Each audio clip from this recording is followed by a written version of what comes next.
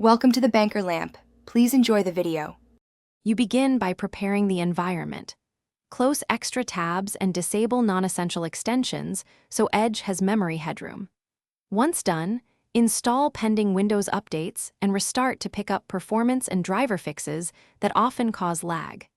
Next, temporarily turn off any antivirus browser shields to check whether scanning is slowing resources. This isolates causes. Make sure you're on a stable network while testing and note responsiveness before moving to deeper troubleshooting steps. Now you execute deeper changes. Clear cache and cookies to remove bloated storage and corrupted sessions that can stall rendering. This often speeds page load.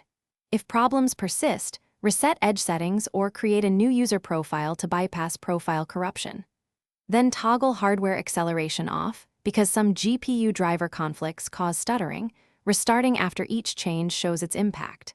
While you test, monitor Task Manager for Edge processes and memory spikes to pinpoint which process to target next. To finish, re-enable extensions one at a time to find any that reintroduce lag.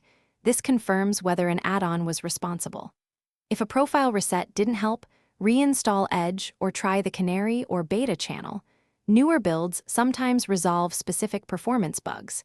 Make sure GPU drivers are current and run sfc/scano to repair system files if lag persists.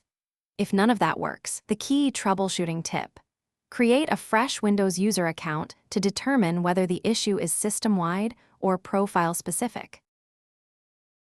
Thanks for watching. If this was helpful, leave a like and consider subscribing. See you next time.